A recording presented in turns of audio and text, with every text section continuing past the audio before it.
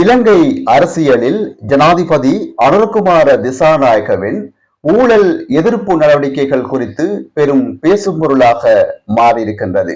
2026ஆம் ஆண்டு ஊழல்வாதிகள் மற்றும் மோசடிக்காரர்களை சிறைக்கு அனுப்பும் ஆண்டாக இருக்கும் என்று நேற்றைய தினம் ஜனாதிபதி அறிவித்த அறிவிப்பின் பின் அரசியல் வட்டாரங்களுக்குள் இது பெரும் பரபரப்பை ஏற்படுத்தியிருக்கிறது. கடந்த காலங்களில் இடம்பெற்ற பாரிய குற்றங்கள் மற்றும் ஊழல்கள் தொடர்பான கோப்புகளை அனுர அரசு மீண்டும் தூசி தட்டியுள்ளது. குறிப்பாக மே மாதத்தின் பின் முக்கிய புள்ளிகள் சட்டத்தின் முன் நிறுத்தப்படுவார்கள் என அனுர அரசு எச்சரிக்கை விடுத்துள்ளது. அதே நேரத்தில் எதிர்வரும் 12ஆம் தேதி 9:30 மணிக்கு முன்னாள் ஜனாதிபதி மஹிந்த ராஜபக்சவை இளஞ்ச ஊழல்கள் குற்றச்சாட்டுகளை புலனாய்வு செய்கின்ற ஆணைக்குழுவில் முன்னிலையாகுமாறு அழைப்பு விடுக்கப்பட்டதாக ஒரு பரபரப்பான செய்தி கிடைக்கப்பட்டிருக்கின்றது. இந்த தகவல் நம்பத்தகுந்த வட்டாரங்களிலிருந்து கிடைக்கப்பட்டிருக்கின்றது. இது தொடர்பில்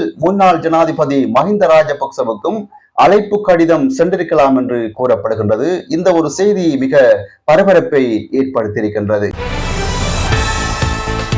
அமெரிக்கா மற்றும் ஈரான் இடையிலான போர் பதற்றத்தை தணிக்கும் வகையில் ஈரான் தன்னுடைய புதிய பேச்சுவார்த்தை முன்மொழிவை பாகிஸ்தான் வாயிலாக அமெரிக்காவுக்கு அனுப்பியுள்ளது. நீண்ட காலமாக தொடரும் இந்த மோதலுக்கு ஒரு சுமூகமான தீர்வை எட்டும் முயற்சியாக இந்த நடவடிக்கையை பார்க்கப்படுகிறது. உலகின் 20% எண்ணெய் மற்றும் எரிவாயு விநியோகம் செய்யும் ஹோர்முஸ் நீரிணையில் ஈரான் கட்டுப்பாடுகளை விதித்ததால் உலக சந்தையில் கச்சா எண்ணெயின் விலை கடுமையாக அதிகரித்துள்ளது. ஈரானின் எண்ணெய் ஏற்றுமதியை முழுமையாக முடக்கும் நோக்கில் அந்நாட்டு துறைமுகங்களை அமெரிக்க கடற்படைகள் முற்றுகையிட்டுள்ளது. அமெரிக்க ஜனாதிபதி டொனால்ட் ட்ரம்ப் ஈரான் எக்காரணத்தை கொண்டும் அணு ஆயுதத்தை உருவாக்க அனுமதிக்கப்பட மாட்டாது என்பதில் தெளிவாக இருப்பதாகவும் குறிப்பிட்டிருக்கின்றார்.